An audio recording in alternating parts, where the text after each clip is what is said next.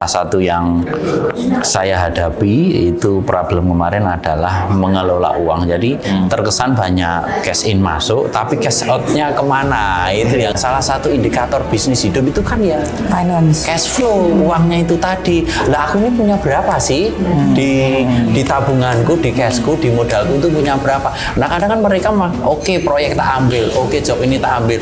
Begitu job ini dijalankan di tengah jalan, ada breakout. iya, ternyata modalnya kurang, akhirnya mungkin pinjem bank dan lain-lain, akhirnya menghambat. Ternyata mudah banget. Dan sebagai business owner, saya merasa ya harus paham gitu ya, harus paham terkait dengan rugi laba, ini dari mana asalnya. Oh iya ya, sebesar apapun pemasukan kalau nggak termanage dengan benar ya, akhirnya kita juga akan buntung. Dia bilang, omsetku udah banyak, tapi kok nggak ada uangnya kan? Jadi kira habisin istrinya kan, betul ya Pak ya? Nggak mungkin kalau itu kan, karena approval kita. Akhirnya dari situ saya bisa melihat, tadi saya tunjukkan ini gitu. Berarti ayo genjot omset. Nah,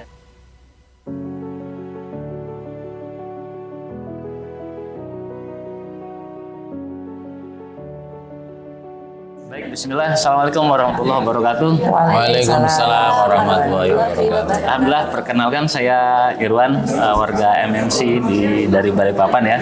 Kali ini kita berada di channel Syariah World. Ya. Alhamdulillah di depan kita bersama kita sudah hadir ada dengan Pak siapa Pak? Dian, Pak. Mas Dian dan Ibu Gina. Ibu Gina, ya. Perkenalkan teman-teman bahwa Mas Dian dan Ibu Gina ini berasal dari Balikpapan. Dari Balikpapan. Jenis usahanya apa? Jenis usahanya perbaikan alat berat dan truk aja. Perbaikan alat berat dan truk. Ya, Jadi khususnya spesialis di situ. Spesialisasi Ya, di sana, di situ. ya. Oke, luar biasa. Nah, dengan Pak Dian nih, kesannya selama 3 hari belajar PFD ini seperti apa? Boleh cerita dong? Nah, kalau awal kesannya ya begitu mulai masuk sudah menggebu-gebu ya, pengen tahu tentang cash flow, kemudian tentang bagaimana memanage uang, kemudian sampai aturan keperpajakan. Nah itu sangat antusias karena yang saya alami sendiri, apa gunanya punya usaha kalau memanage cash in dan cash out aja kita nggak tahu gitu. Nah di sini kita dirapikan, minimal diberitahu apa ini korelasinya dengan ini, kemudian laba ruginya seperti apa, itu kita diinformasikan di situ lah, agar kita sebagai pengusaha tidak salah langkah saat nanti dalam mengelola keuangan gitu. Itu salah satunya Pak Irwan. Satunya luar biasa. Kalau dari Bu Gina gimana? Apa tadi? Wajahnya kayaknya lebih familiar, lebih seger gitu ya, lebih ceria gitu daripada saat kita ketemu di hari pertama ya Mbak Gina ya. Betul. Apa dorongan apa yang membuat Mbak Gina sama Pak Dian untuk datang ke PFD ini? Dorongannya banyak sekali ya. Yang pertama aslinya ya kepengen dapat ilmu yang informasi yang benar gitu. Karena selama ini terus terang terkait dengan pajak ini memang masih jadi PR buat kita berdua gitu ya. Mau tanya ya kemana juga bingung gitu ya. Bersyukur di MMC ini diadakan kelas PFD selama 3 hari itu luar biasa pasti ya. Oh, itu jadi yang buat wajah Pak Dian dengan Mbak Gina ceria ini hari ini. Iya. Ada dorongan gini nggak? Ada problem mungkin ya secara pengelolaan keuangan, kan umum ya sekarang ini karena memang pajak itu biasanya kita serahkan ke konsultan kan ya. Terus kemudian biasanya ada dorongan untuk, kalau dari sampean sendiri, dorongan apa ya, problem apa gitu yang mungkin eksis memang di perusahaan yang kemudian bisa dapatkan klik atau solusi gitu dari perjalanan kita selama 3 hari di PFD ini? Pastinya banyak Pak Irwan. Jadi salah satu yang tadi mendorong saya dan cukup itu jadi apa ya istilahnya Solusi. bekal untuk ke depan itu adalah mengelola kembali atau istilahnya mungkin kita bukan hanya remanage lah ya, tapi kita bukan pengen juga kemudian langsung secara sporadis atau ini kita benahi, enggak, tapi secara memang step by step kan kita tadi diberikan arahan kan. Jadi salah satu yang saya hadapi itu problem kemarin adalah mengelola uang. Jadi terkesan banyak cash in masuk, tapi cash out-nya kemana? Itu yang kita jadi bisa jadi apakah itu hanya menyublim seolah-olah hilang sendiri, atau memang ini jadi biaya produksi atau modal kerja, tapi hasilnya kemana lagi gitu. Nah, di sini cukup diarahkan sehingga kita tahu, oh ini nanti hasilnya apakah kembali jadi modal usaha atau menambah aset. Nah, aset pun ada yang tetap dan tidak tetap, atau ternyata usaha kita down dan akhirnya menambah utang lagi kan begitu. Karena ada di situ juga. Nah, ini yang jadi oh iya ya, sebesar apapun pemasukan kalau nggak termanage dengan benar ya akhirnya kita juga akan buntung. Dan lagi-lagi tadi kita kan diingatkan di hari yang kedua kalau nggak salah ya, salah satunya kan setelah kita tahu bahwa cash in kita berapa, terposting kemana-mana, ini ada laba atau enggak, kita mau kemana. Nah, itu juga jangan sampai salah lagi gitu. Apakah mau kita untuk mengembangkan istilahnya mengembangkan bisnis kita, atau kita bagi-bagi nih. Gitu. Itu saja sih. Biasa. Itu yang saya dapatkan, Pak Irwan. Kalau terkait dengan kita kan tadi kan Mbak Gina mengatakan bahwasanya mendapatkan informasi yang benar. Selama ini kan informasi yang kita dapat di luaran kan katanya atau informasi yang nggak benar gitu. Terutama sekarang ini kan soal pajak, soal taxing yang udah mulai menyasar ini seperti apa? PFD ini apakah mendapatkan sesuatu jawaban dari informasi-informasi yang tadi mau dicari? Pastinya ya. Jadi di hari pertama itu aja kayak yang wah ini yang kita cari pelajaran terkait dengan rugi laba neraca itu dibahas di hari pertama. Itu yang dulu mungkin kita hanya menebak-nebak gitu ya, dapat laporan dari konsultan.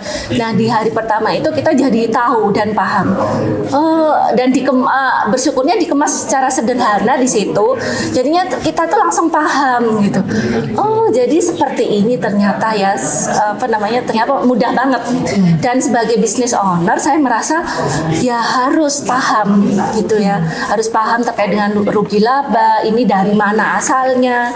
Kemudian di situ dibahas juga dalam satu hari itu ya neraca, dan jadi paham dari situ.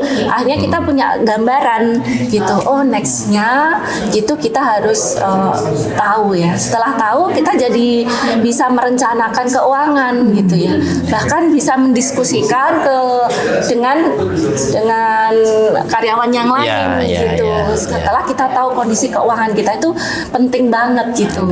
Nah, di situ di hari pertama itu ya, di hari kedua kita juga diajari hal-hal lain, di hari ketiga terkait dengan pajak. Dari situ akhirnya kita punya plan gitu ya untuk segera mengeksekusi, membenahi administrasi, kemudian juga perpajakan, karena memang itu berpengaruh terhadap kondisi keuangan kita ya Kak. Artinya kita sudah nggak buta-buta lagi lah. Buta-buta. Ya. Ada bisnis owner kita ya. Nah, itu dia Mas Dian.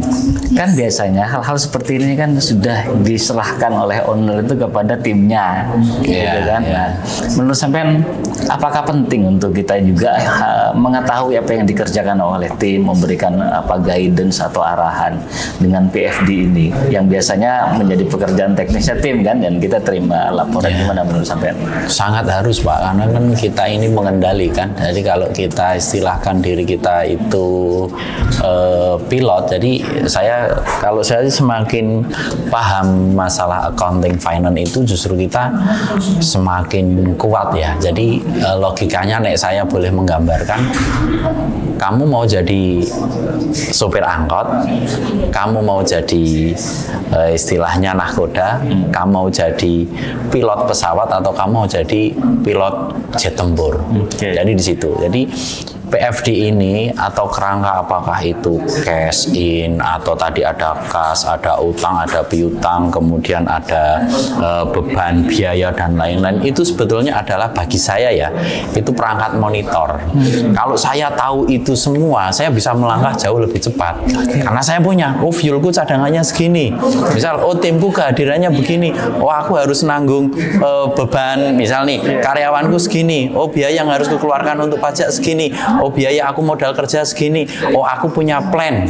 1 bulan lagi aku harus butuh modal kerja tambahan segini. Nah, ketika saya tahu itu, saya siap perang. Karena tombol sudah ada semua, tinggal mana yang mau saya pencet.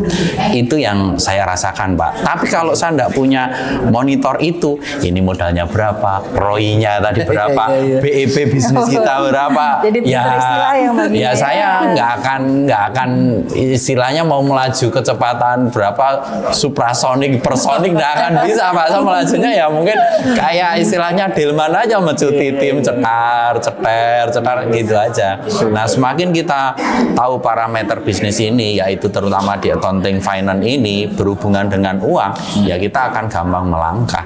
Jadi misal saya mau tembak target di sana, saya bisa pakai apa ini? Pakai rudal kah atau pakai bom nuklir? Istilahnya begitu. Jadi saya punya kan begitu. Tapi kalau kita ini tidak tahu ya nggak akan bisa. Nggak bisa baca dashboard itu ya? Sama sekali. Iya. Dan ini manfaat sekali. Cuma apakah kita akan langsung menjadi jet tempur? Kita pelan-pelan. Karena tadi ada step-step yang harus kita benahi bareng-bareng sehingga timnya juga siap. Nah, itu yang akan kita lakukan. Dan ini kalau masalah mimpi, Pak, saya udah ke-plan ini. Mimpinya apa itu? Udah ke-plan gitu. Menarik gitu, ya. Nah, kan sudah banyak di kepala udah. Yes. Ya, udah banyak ide lah ya kan. Yeah. Tadi setelah berdiskusi itu sama perjalanan 3 hari ini, berdiskusi apa yang ingin segera dieksekusi. Ya, kalau mungkin Umi mau Saya langsung bisa ada gambarannya. Dari setelah kita pencatatan dan pembukuan kita bagus, rapi, dari situ kan kelihatannya. Kalau beliau bilang omsetku udah banyak, tapi kok nggak ada uangnya, kan? Jadi kiranya dihabisin istrinya kan, betul ya Pak ya. nggak mungkin kalau itu kan, karena approval kita. Akhirnya dari situ saya bisa lihat, tadi saya tunjukkan ini gitu. Berarti ayo genjot omset. Nah dari situ masya Allah ya, yang dulunya kita kayak nggak mau tahu, udahlah diserahin ke konsultan gitu ya. Sekarang jadinya malah bisa diskusi dengan suami. Ternyata ini nih yang harus kita legitkan gitu. Ternyata uangnya emang larinya ke biaya-biaya yang mungkin sama ini kita nggak akuin di situ. Akhirnya membengkaknya di pajak. Kita harus bayar pajaknya besar karena nggak masuk ke biaya ya Pak ya. Nah di situ juga mungkin sama ini kita terlalu percaya dengan orang luar, konsultan nih misalnya, terus disuruh bayar sekian 10 juta gitu ya. Karena kita awam terkait dengan pajak, akhirnya ya udahlah bayar aja gitu ya. Udahlah bayar aja gitu, taunya supaya cepat beres. Padahal sebenarnya itu bisa diatur lagi. Ya, gitu. Tadi kan Pak Dian sama Bu Gina kan sudah merasa mendapatkan sesuatu yang bahkan mintanya kalau bisa jangan dibatasin. Oke, apa sih yang membuat kita hal ini menarik gitu ya buat kita sampai berharap untuk bisa lebih besar lagi untuk yang hadir ya. Apa hal menarik dari PFD ini yang bisa kita sampaikan kepada saudara-saudara pengusaha kita di luar sana gitu, yang ayo ikut PFD gitu, yang sehingga tadi biar tercapai. Kita kan mau ini ya, pengusaha kan relationnya, knowledge-nya kan harus seperti tadi, mau tukar informasi, sharing gitu kan. Apa yang menarik yang supaya saudara-saudara pengusaha di luar sana itu? Kalau saya sih begini Mbak Eva, saya yakin mungkin pengusaha yang, karena kita kan lahir sebagai pengusaha biasanya kepepet, terpaksa ini. Kemudian ya saya tadi itu Mbak, saya misalkan mereka ini bawa mobil aja lah Pak. Mereka nggak tahu cadangan fuelnya itu berapa. Mereka nggak tahu engine ini mau overhead berapa. Gitu. Mereka nggak tahu, jangan-jangan cooling sistemnya sudah masalah. Nah, fuelnya aja nggak tahu karena indikator itu tadi nggak hidup, Mbak. Nah, salah satu indikator bisnis hidup itu kan ya finance, cash flow, uangnya itu tadi. Lah aku ini punya berapa sih di tabunganku, di cashku, di modalku itu punya berapa? Nah, kadang kan mereka oke proyek tak ambil, oke job job ini tak ambil. Begitu job ini dijalankan di tengah jalan, Ada blackout. iya, ternyata modalnya kurang. Akhirnya mungkin pinjem bank dan lain-lain, akhirnya menghambat bisnisnya Muncul dia. problem baru. Ya. Lah maksud saya dengan ikut BFD ini kan kita jadi tahu, oh cashku segini, asetku segini, ininya neracaku begini-begini. Oh cukup itu, aku ke sana, kan begitu. Oh ini tidak mampu ini, 200 km tidak mampu. Oh, aku cukupnya Samarinda ke Balikpapan dulu, tidak mungkin aku PP. Ya udah itu, dari itu. Nah, ketika di tengah jalan mau dia misal berhenti di mana, pit stop di mana, SPBU, ada ndak uang masuk lagi, kan begitu. Aku bisa jalan lagi ndak gitu. Itu yang saya tangkap dari pembelajaran ini. Saya kira itu sih. Oke, Masya Allah. Baik, baik Pak Dian dan Mbak Gina, semoga semuanya Mudah. pembelajaran yang selama 3 hari ini BFD ini bisa segera dieksekusi ya. Amin, amin, amin. Tentu saja kita berharap banyak membawa manfaat ya. Amin, Satu amin. lagi Pak, Iya. hal menarik nih ya. Kenapa teman-teman ini harus ikut PFD? Karena sebenarnya saya juga ngajak suami awalnya juga susah. Ternyata begitu udah ikut, ternyata wajahnya jadi glowing. Lebih cerah. Yang paling cerah ceria kayaknya ya. Makanya Oke. sebagai istri ini jadi big win untuk bisa ngajak suami berpartner untuk belajar di PFD, terutama dengan ikut belajar PFD ini ya. Dulunya saya juga pernah belajar accounting gitu ya, tapi dengan di sini jadi semakin ya kok gampang banget gitu ya gitu. Nah teman-teman pengusaha ini harus ikut karena apa? Pertama kita bisa hemat uang gitu ya. benar, Yang terpikir pertama di saya adalah menang banyak dong ya. wah, jadinya Ya. apa yang udah kita bayarkan tuh nggak sebanding ya dengan worth it banget ya. yang nantinya akan bisa kita lakukan nih efisiensi terkait dengan pembayaran pajak. Yang Ya. pertama saya sebagai istri, sebagai ini ini cuma ini yang bisa Ya. kita hemat dari pajak yang akan Dari kita pajak. bayarkan. Apalagi kasus-kasus pajak yang sebelumnya gitu ya, yang kita ada PR nih, wah Ada itu solusinya. banyak banget nih nanti yang bisa kita rencanakan lagi untuk pembayaran lebih diatur lagi gitu. Itu yang menurut saya itu menarik banget deh. Jangan sampai ketinggalan. Ya, dan ternyata ikut ini kita tidak zalim dan tidak mubadir.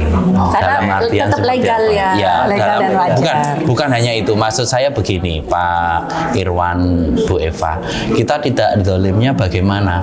Kita tidak mensangkut pautkan pribadi dan perusahaan. Jadi kalau perjalanan kita, mission kita, kemudian biaya kita adalah untuk bisnis, ya udah dari uang PT CV kita itu yang kita pakai, bukan melibatkan uang pribadi, uang istri untuk bisnis ini. Jadi misal, oh kita akan pergi, kita akan gathering ke sana, ya uang perusahaan dong yang dipakai, bukan cawe-cawe uang rumah tangga gitu. Nah, sehingga kan kita tidak dolim gitu kan. Ada yang campur. Ada yang serius. Ya, Bagian itu. sebelah. Jangan Itu sampai pertama. keuntungannya habis Ya, kemana nih betul. gitu. Nah kalau mubadirnya kan begini, ya apapun yang kita lakukan untuk mengembangkan bisnis kita, untuk pertumbuhan bisnis kita ya akan terhitung dan akuntabel kan begitu, sehingga bisa dipertanggungjawabkan dan itu tidak mubadir loh. Memang saya tujuannya untuk mengembangkan bisnis, kok ada biaya ini ya wajar gitu. Gitu. Dan mohon doanya Pak, semoga 10 tahun lagi kantor kami atau usaha kami bisa lebih besar dibanding kantor pajak Pak. Di depan kantor pajak mau 5 tingkat 10 tingkat itu akan jadi big win kami Pak. Amin. Ya kan. Ini kalau mungkin Ustadz kita harusnya ya sudah dimimpi aja di rumah sih. Tapi itu ya target saya insya Allah 10 tahun ke depan harus punya Realistis office, ya realistis jadi ya realistis sekarang. di depan kantor pajak yang lebih megah daripada gitu Pak Irwan. Luar biasa. Amin. Baik Mas Dian, Mbak Gina, terima Iya. kasih banyak atas sharingnya ya. Yes.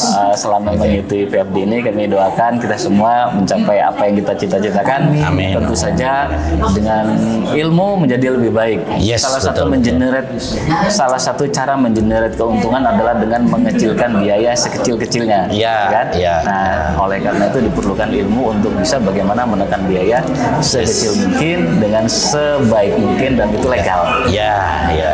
sekaligus memperbesar omset ya kan. Andai kan pun tidak memperkecil tapi biaya itu reasonable dan rasional Pak. Itu ya terkendali kan itu. Siap, Terima kasih banyak. Sama-sama Pak Irwan. Atas sharingnya Mas Dian. Sama-sama. Bu Eva, terima kasih. Monggo. Assalamualaikum warahmatullahi wabarakatuh.